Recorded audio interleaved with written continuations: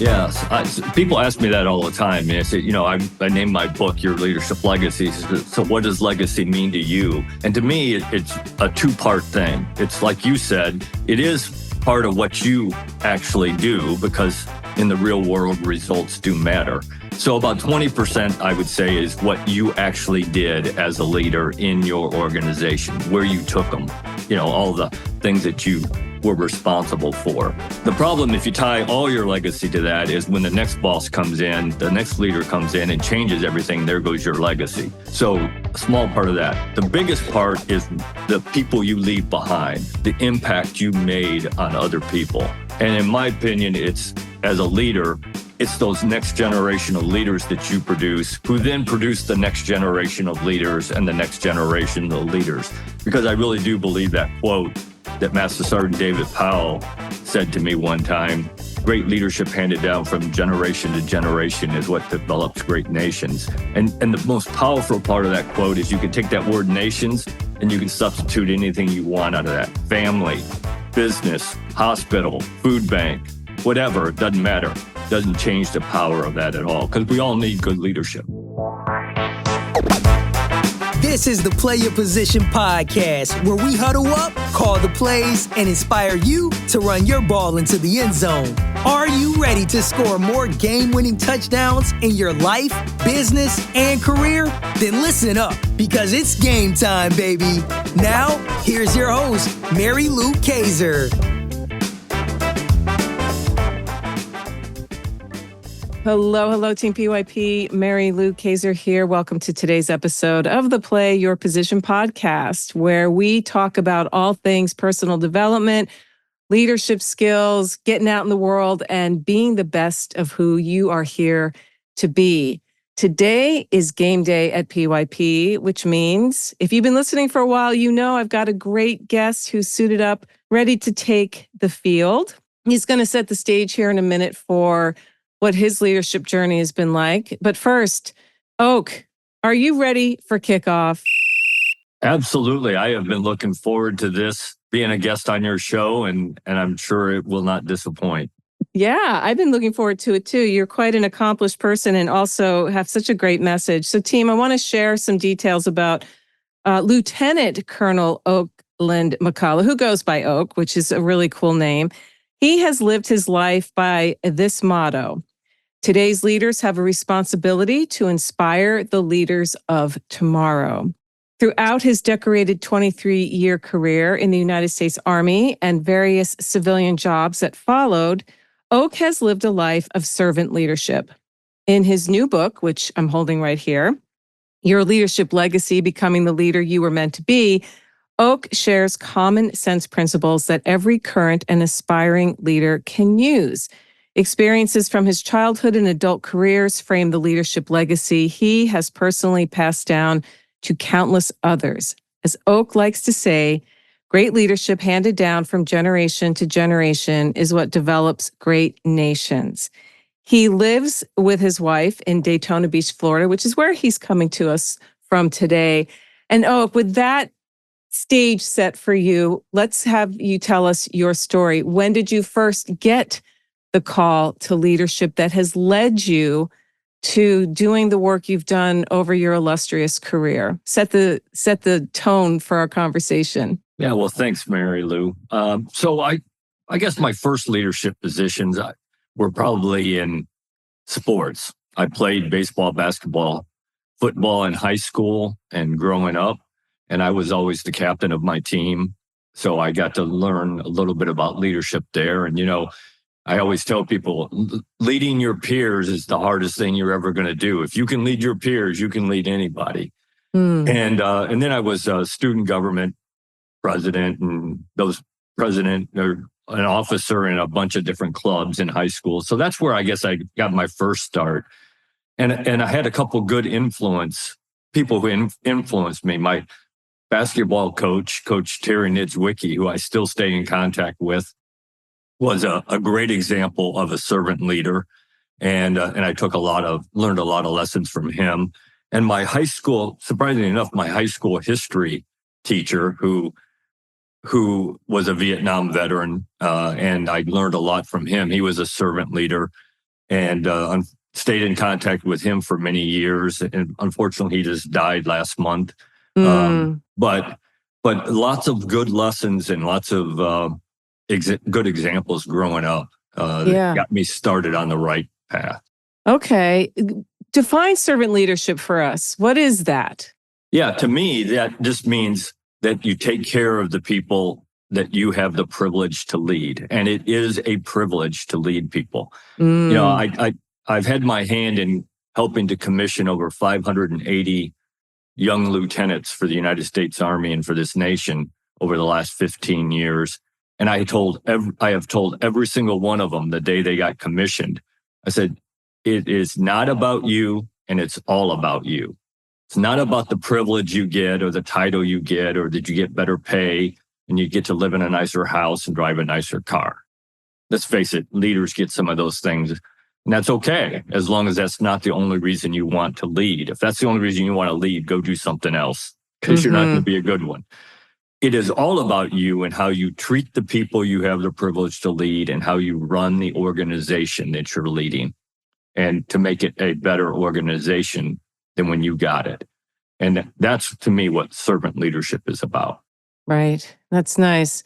So when you look around at the world today, because you are speaking all over the place, you've been a teacher, commissioning lieutenants, as you just said, you see a lot of the playing field, as I like to say. You're not just in an ivory tower spouting out theory. You're actually boots on the ground, in the room with people.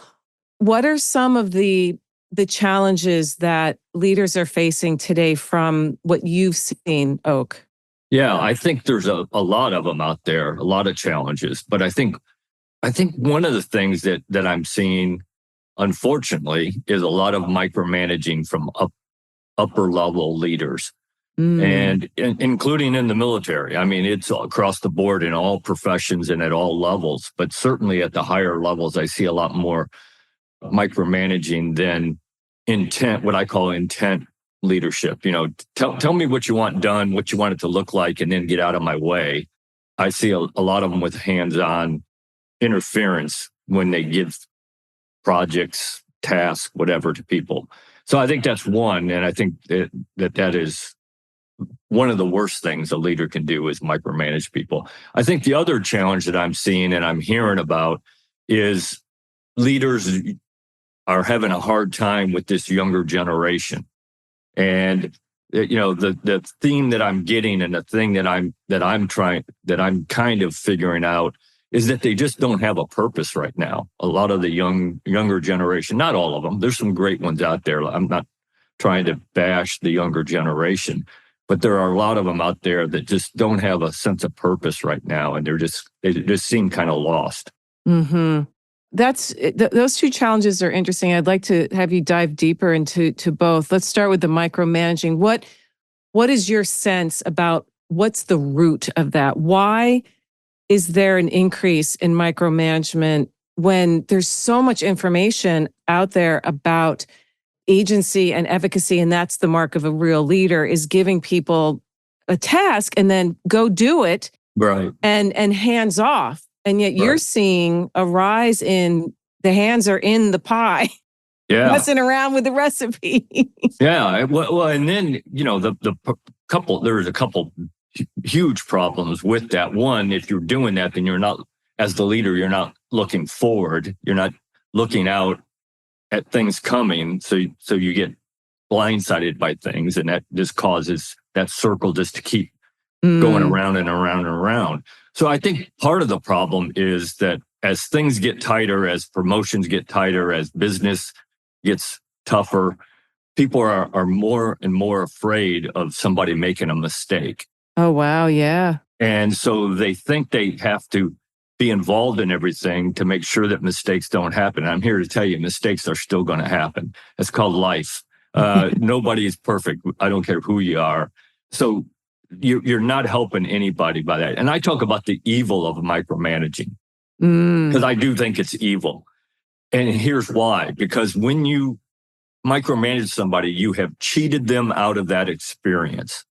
So you're not only cheating them out of that experience, you're cheating everybody who ever works for that person ever out of that experience because they don't have it to pass on. So you could be affecting your organization for the next 5, 10, 15, 20 years, however long that is.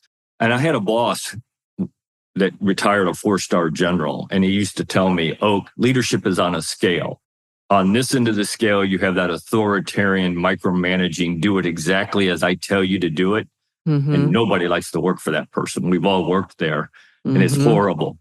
He said, and on this end of the scale, you have Attila the Hun in chaos. Controlled chaos, but chaos. And he says, you want to be as far down that scale toward the chaos as you can get. He said, because that's where creativity happens. That's where you're using other people's skills, other people's abilities, other people's knowledge. And I don't care how long you've been doing the job you're doing, you don't have all of the skills, knowledge, and abilities on that subject. So use them. He said, and the way you get there is very simple. You train them to standard. You then give them the resources that they need.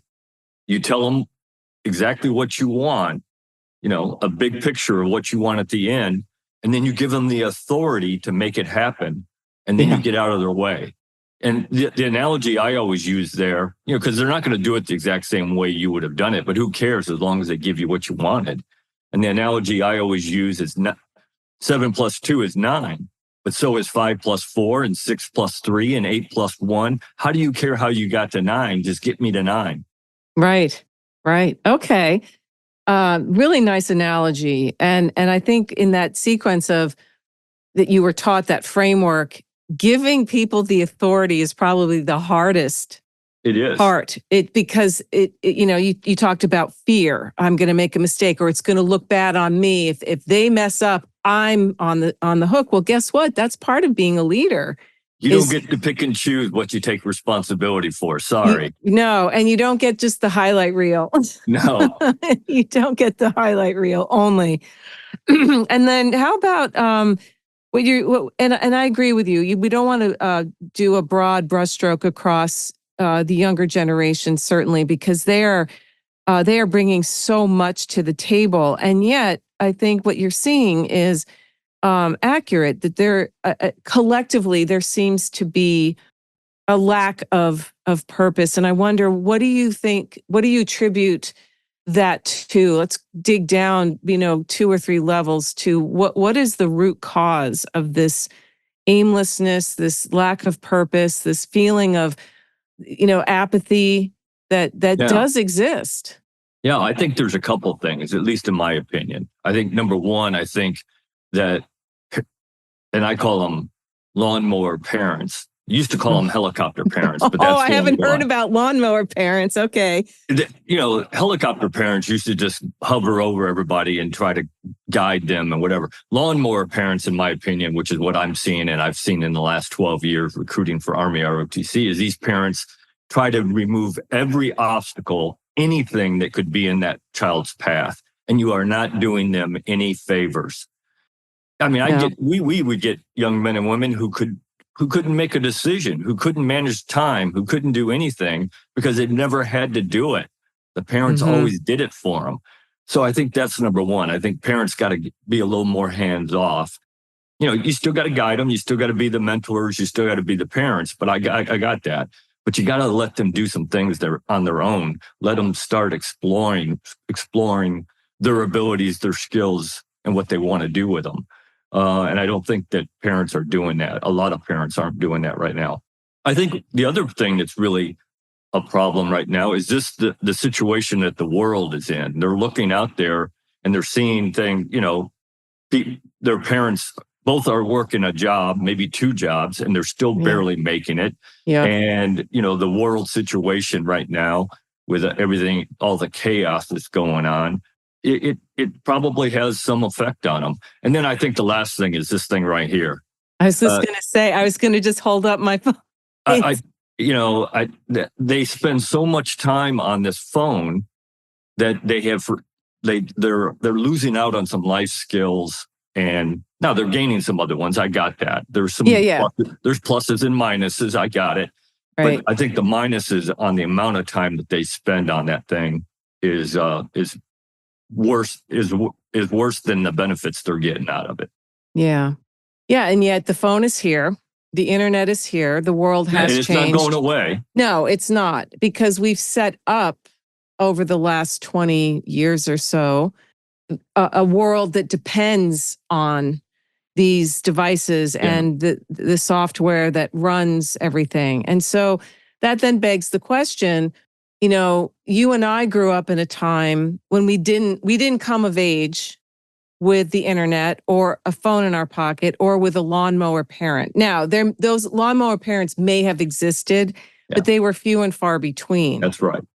And I'm wondering, do you think that the rise of a lawnmower parent is also indicative of this fear of failure and also the fear of, again, what's on here is that if I can protect my child, because this is a portal to the world. Anything. You can find anything about everything. Yeah. And most people, as you and I think would agree, are going to develop along the path of how humans evolve. However, we've never had a full generation come of age where all they've known, they're called digital natives. Yeah. So I'm curious, as a leader who is not a digital native, okay, you and I are both in this analog native category. What are some things that are working for you as a speaker and a teacher and a coach out in the world around this leadership conversation? What do you see people resonating with and actually taking and owning it and doing it? What are some things you're seeing? Yeah, so I think one of the things is I really talk hard on what you have to set the example. You have to be that person with integrity, with character, with, doing the right thing because it's the right thing to do, even if it's not in your best interest. And sometimes that's the case, but you still got to do the right thing. And I see a lot when I talk about that, I see a lot of leaders starting to shake their head. And, and not that they didn't understand that, but you got to get nudged every once in a while to get you back to doing some of the things that you used to do that make you better. And the other thing that I think is really resonating with people is that you have to build a community. If you want to build a good team, it isn't somebody who comes to work, does their work, goes home and draws their paycheck. That's not a team. And I think we've gotten to that point in a lot of places, even in the military. I think we're even closer to that than we've ever been, where people just aren't a part of a team. They're individuals doing whatever they have to do, but then they go home and they don't care. And I think you have to build that community. And there's several ways to do that. And I walk through those during my talk. But one of them that is huge, in my opinion, is you as the leader have to set the example by getting to know the people in your organization, the ones that you have the privilege to lead. And if you do that, then they'll start doing that, and they'll start taking interest in other people. And there's certainly lots of different ways to do that. Okay. Yeah. Again, that paradox between the message is still very powerful in this country, that narrative of being an individual, independent. And we have the Declaration of Independence, right? And yet there's such a need for community, and the fabric of our communities has frayed over the years for a lot of reasons. It's not just the phone, it was happening before then. So talk to us about, you served, you were 23 years active, and then you transitioned out from active duty. And what called you to teach? Because that's, of all the things you could have done, Oak, you decided, I want to teach. What was it about teaching that really aligned with who you are? Yeah. So my last duty assignment on active duty, I ran an Army ROTC program. So I was directly involved in teaching, coaching, mentoring, developing future leaders for the Army and for this nation as second lieutenants in the Army. And I loved it. I absolutely loved that. It was probably my favorite job in the Army of all the things I did. And so I knew I still wanted to do that. I still wanted to serve. And to me, that service for me was passing on all these lessons and experience that I've gotten over the last 40 years of being a leader. And so that's what drove me to pick that. And I had options. I had people who wanted me to come work in the corporate world, and I had absolutely no interest in that whatsoever. Because I still had that servant heart, and I still do. And that's why I still do what I do. I've had a lot of my buddies said, Oak, I just turned 61 last month. Oh, they said, Oak, you just turned 61. Just go out and fish, because I love to fish. They said, just go out and fish. Why do you still have to work? And I said, because it's my responsibility to pass on these lessons and knowledge that I've got to that next generation of leaders. Because if we don't do it, then who is? Right. And we are going to reap what we sow, I promise you. If we don't do a good job, we deserve everything we get. That's so true. Yeah, I got a kick out of it in the team. In the back of Oak's book, he has some pictures of himself with, as he calls them. If you're in the fishing world, you understand the word keeper. I was chuckling to myself because in a former life, I was associated with some pretty serious fisher people, and that's a keeper.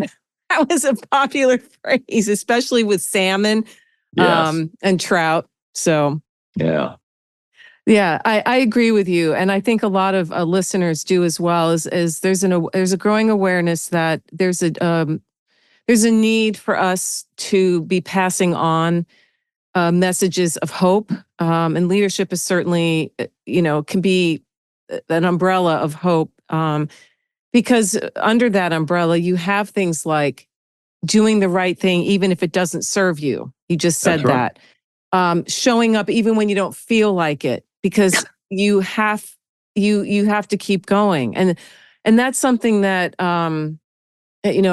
has concerned me. Is I'm all for emotional intelligence. I think it's important to develop self-awareness and be aware that sometimes we don't feel 100%. And sometimes life throws us curveballs and we're going to be depressed, or we just are down. It happens. However, a leader is still going to show up. And I would like you to talk about ways that you lead yourself, Oak, and how you impart that message to the people that you serve. Why is self-leadership so important? Yeah, it is important, because if you don't take care of yourself, then you can't take care of other people. So you have to figure out and I call it a battle rhythm. That's what we call it in the Army. What is your rhythm of and how do you maintain yourself? And for me, it's a couple things. I think, first of all, I believe in self-discipline, and because like you said, you're not going to show up every day. You're not going to be motivated every day. Again, not the real world. You can believe that if you want, but that's not the real world. It's not. So on those days that you're not motivated, the self-discipline is what's going to make you do the things that you would have done if you'd been motivated. So you got to develop that self-discipline. And there is a huge difference between self-discipline and discipline. And you got to, as a leader, you have to be self-disciplined. So I think there's a couple things I do that help me stay on track. Number one, I believe I'm a firm believer in routines inside of routines. So, you should, when you can, you should do things the same way all the time. And then that helps become habits, and good habits is what develops your character and who you are. So I start every single day the exact same way. I don't care where I am in the world, what I'm doing. I always start it the same way. I get up, I get a cup of coffee. That's important.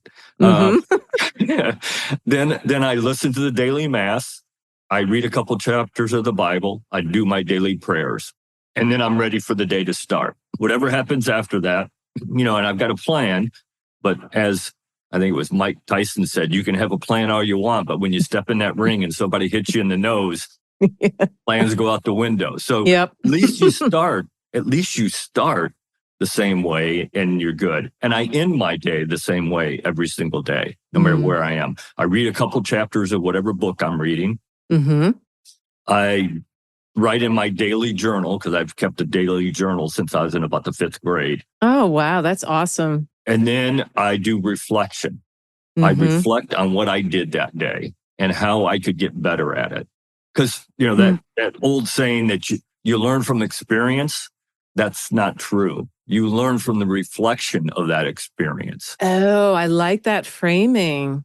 Experience doesn't mean anything if you didn't learn from it. Right. So you got to reflect every single day on what you did and how you can get better at it. It's halftime here at the Play Your Position podcast, and we've got ourselves a great game.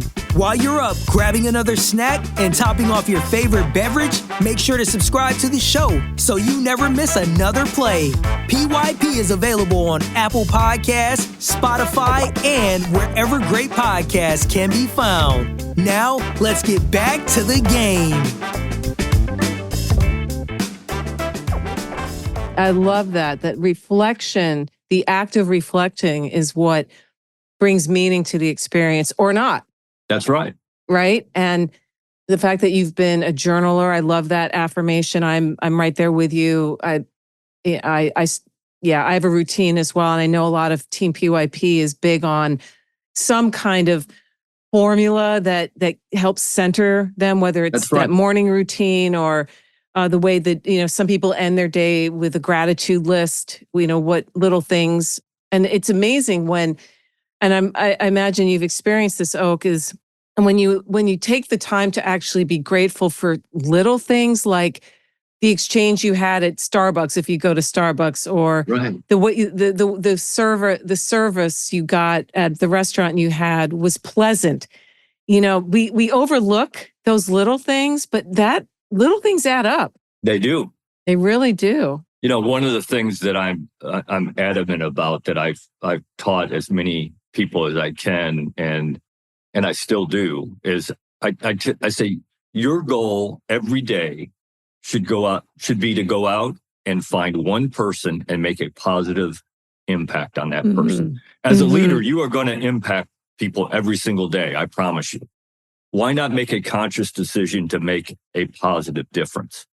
Imagine how much better our families, our neighborhoods, our communities, our towns, our state, our country, the world would be if everybody went out and found one person and made a positive difference in that person's life. Just one.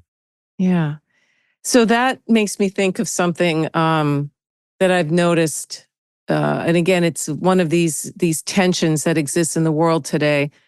What are your thoughts? So there is a pervasive message, particularly on social media, about kindness and going out and doing what you just described.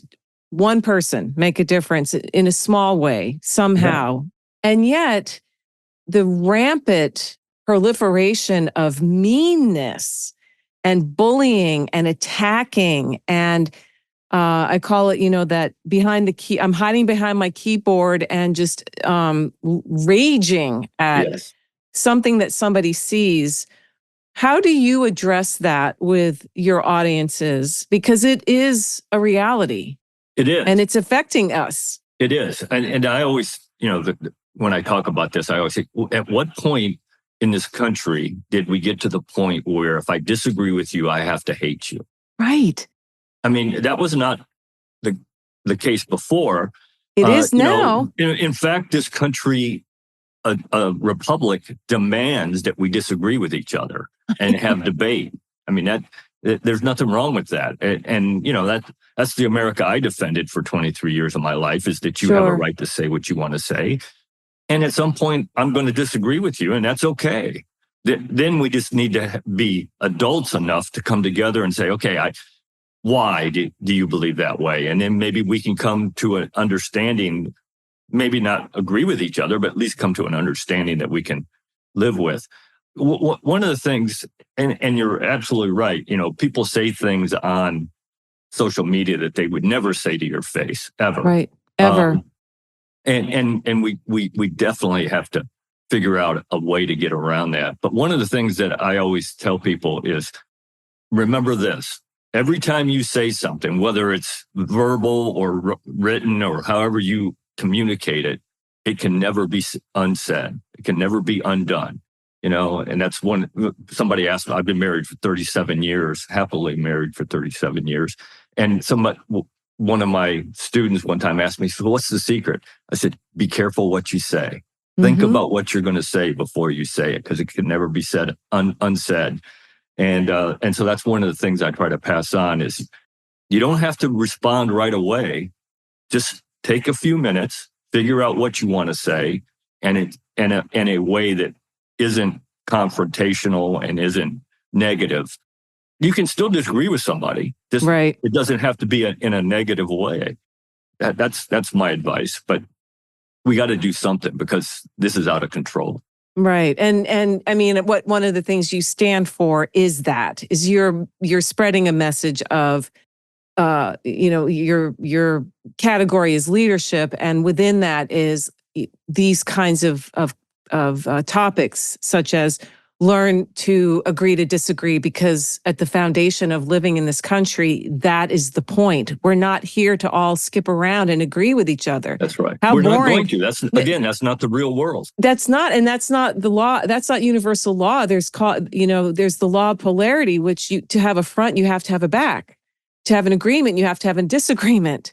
Yeah. To have an up, you have to have a down. They're relative to one another, and then again, technology has given rise to the cancel culture, which is what you were getting at. Well, you don't agree with me, so I cancel you. Yeah. You don't exist in my world anymore, which is really sad, but it's also dangerous. And I don't want to get into a political conversation because that's not the nature of this show. However, something you just said about your marriage of 37 years and a young person looking at you and saying, what is the secret? And your response about think about what you say before you open your mouth, right? You don't have to just be a quick response. What's your sense, again, do you think that the young people that you work with or the audiences you work with at the base of what they would like that? They would like that 37-year happy relationship with another person? Or have things changed enough that people aren't seeking lifelong companionship the way, previous generations have? Yeah, I'm not sure about that. I mean, I see things, I see people who are even together who just don't get married, so I think we still, down deep, most people still want a relationship, maybe not with the same person. I don't know. I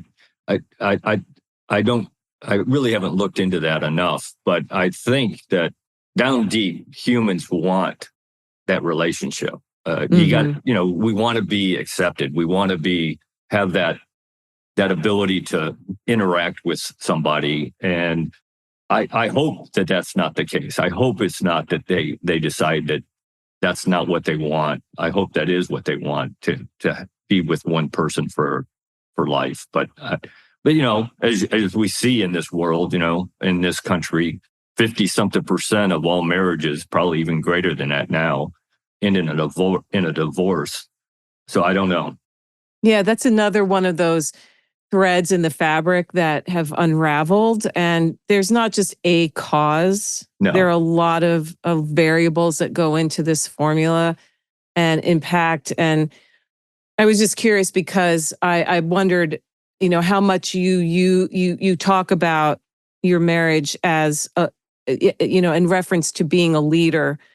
Because, I was raised by two people who, my dad died 6 months before they would have celebrated their 60th wedding anniversary. Wow. And they were best friends and they loved each other. They didn't always see eye to eye. No. But they raised my brother and me successfully. They launched us into the world. They led by example. Both my parents are leaders in their own right. And I think a committed relationship, whatever it looks like, whether you go walk down the aisle or you have a destination celebration and you don't actually exchange vows, it doesn't matter. There's more options today. It's to me, it's still an element of being a leader of yourself is knowing what you want and what you're willing to commit to. So are Right. you I willing to agree. commit to another person?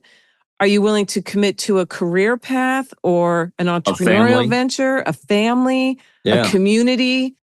I always say that, leadership starts at home. Yeah. If you can't lead in your own house, then how can you lead somebody else? How can you lead some other organization? So leadership, in my opinion, starts at home, Mm-hmm. and it's and producing that next generation of leaders starts at home. You need to pass on to your children the things that you've learned, not just about leadership, but just about life, and that will help develop them into what then we can develop into leaders. And unfortunately, one of the downside, and you said the impacts, and there are huge impacts of not having a two parent family, and we're seeing a lot of those right now. And I think it's only going to get worse if we don't change that. Mm, yeah. So I'm curious, and I like asking this question. As a man in America, as a leader, what are some challenges that you see men specifically facing today from even making the decision to lead? Yeah. Yeah. Well, I think, masculinity has taken such a beating over the last decade or so. And I think it wrongfully. My opinion, there is no such thing as toxic masculinity. People are toxic or not. It doesn't matter.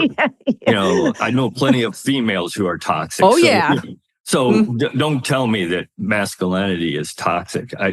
And so I think men are starting to, a lot of young men are taking a back seat and not asserting themselves as leaders in a positive way.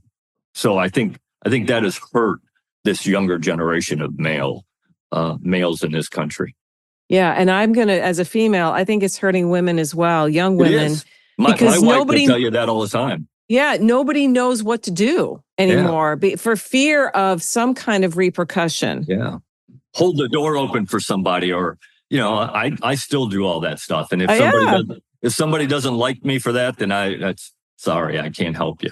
Yeah, it's a strange time, and again, it's why in conversations like this I think are important, because we point out some of the things that maybe people are sensing but haven't articulated or are themselves struggling with because they are parents of teenagers and raising maybe girls, boys, both. And what do you do today to raise a strong, self-confident, somebody who has self-discipline? It doesn't matter what you identify as, because that's a whole nother piece to the puzzle now is the whole gender or non-gender identification that adds confusion into the mix and yet also liberates some people in positive ways. So again, that law of polarity comes back into place. Right.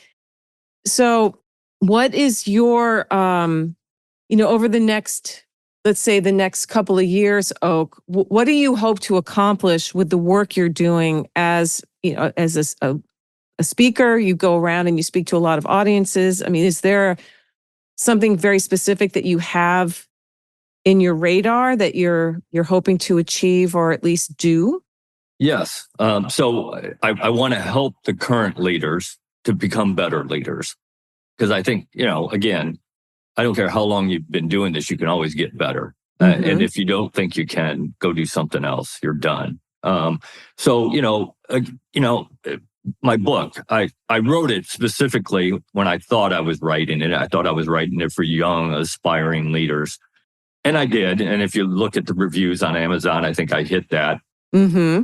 But I also found out over the last couple of years that I've been helping people who've been leaders longer than I have. I had a 2-star Marine Corps general who I connected on LinkedIn with, who I had a couple of conversations, never met him in real life.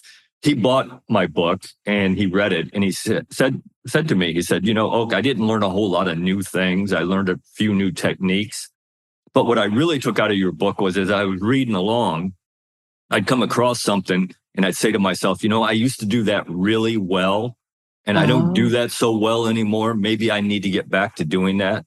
So, it nudged him a little bit to get back to doing something that he used to do really well. And so I think I'm trying to do that, but I'm also trying to reach as many young people as I can and try to help them become not only better leaders, but better people.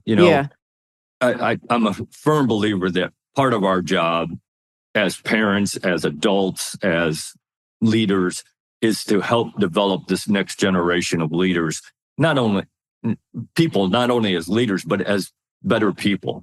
And I think that's part of my job as well.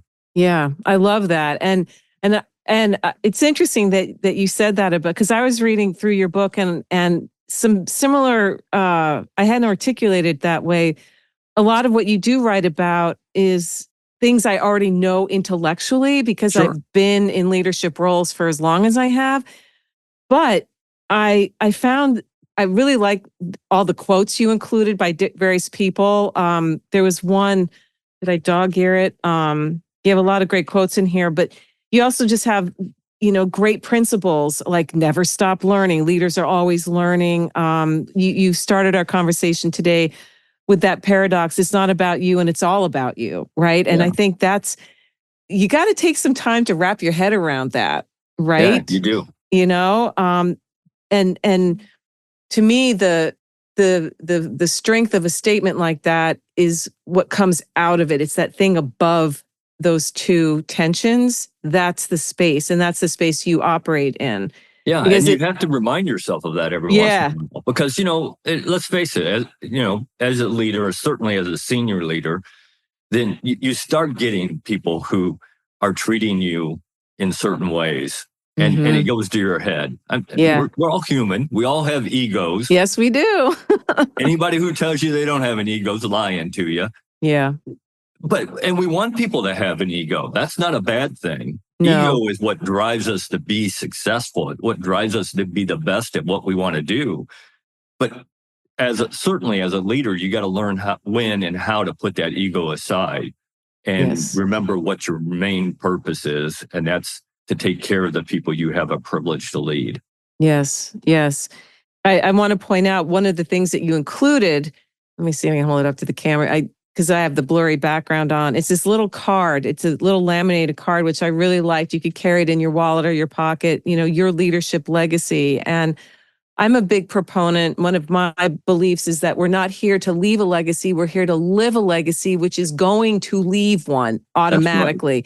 But it's an intentional approach to decisions you make about what you do with your life. And for anybody who's listening who, may be younger and still has, I like to say I'm on the back nine now, right? You and I are on the back nine. And when you don't have as much time anymore, you start to think about what you do spend your time with. That's right. And a part of, my mission here at PYP is to have these kinds of conversations that if there's one piece of inspiration or idea that comes out, and that's what I love about this card is that it's a simplified list of reminders about what living your leadership legacy is all about. And I'm curious, is there a way for people to get these? Do you send them out? Do you sell them? I do. I send them out. If somebody buys a book from me personally, then I always include it in there. Yeah. And I do sell them. I sell, I think it was 25 for $10. Yeah. I like these because these are little cards you could actually give to somebody, like the checkout person at the grocery store. Yeah. I had a conversation with a man last year who has his movement is You Matter, and he gives out cards that just say You Matter. It's amazing how people respond to little things like this. And you have things like lead by walking around, not from behind a desk. Hello. You got to get out there, but folks. I'll tell you, I see more and more leaders don't get out of their office. No, there's this trend. It's a scary trend of isolation. Yeah. And the pandemic didn't help that in No, it any did not. sense. It made it a lot worse. It made it a lot worse. And we do not even know what we have done to this younger generation yet. We 10 don't. years from now, we'll know what we did to them. Oh, yeah. Oh, yeah. And I have two children who I have a millennial and a Gen Zer. So I have conversations with them all the time. And boy, do they teach me stuff all the time. And I'm willing to listen. Yeah, that's the key. We can learn from them. Yes. Yes. We have to teach them, but we can learn from them as well. And we have to, again, put your ego aside. Right. And it's, as a parent, it's not about you, and yet it's all about you. Exactly. Oh my gosh. Well, where can people buy your book, find you? Where do you hang out online, Oak? Yeah, so I have a website, and you certainly can go there, and it has my cell phone number, my email address. It has links to all my social media. I'm on LinkedIn. That's the one I use the most. That's how we connected. Yep, that's how we connected. But I'm also on Instagram and Facebook and sure. But all the links are there. You can find me there. And the book is available on Amazon. Yep. And it's available in hardcover, paperback, ebook, and Audible. And I read the Audible. Nice. The only other voices on there is my wife's. She wrote the foreword to the book, so I had her read that, and she read about the author. But if you want a signed copy, then just send me an email, and we'll figure out a way to make that happen. Great. So, team, I'll put links to connect with Oak on his show notes page at pyppodcast.com. And he's active on LinkedIn. Again, that's how we were connected and interact with each other. And speaking of books, what are a couple of books, Oak, that have been instrumental on your personal development journey, your leadership journey? Yeah, it's funny when people ask me that, and they ask me that all the time. They're absolutely shocked by the books I give them, because neither one of them are about the military. The two people were never in the military and don't even mention military. Number one is On Leadership by John Wooden. I love John Wooden, yes. Absolutely my favorite book, because he understood and he made it clear in the book. And if you follow John Wooden at all, it was obvious that he believed this, that it wasn't just his job to develop a good basketball team. Now, obviously, he did that, 6 national championships in a row. But he realized that his real job was to help produce productive, good young men to go out there in society. And he did that as well. And so I love John Wooden. And then the other one that I really loved was Lee Iacocca's autobiography. Oh, yeah. Who, for the younger audience who may not remember who he is or know who he is, in our lifetime, he was probably one of the best business leaders out there. He brought Chrysler back from bankruptcy. Of course, after he left, it went back into bankruptcy. But he brought them out of bankruptcy in the 80s when they were really in trouble, and probably would have been the first major default or bankruptcy of a major company in America at that point. Yeah.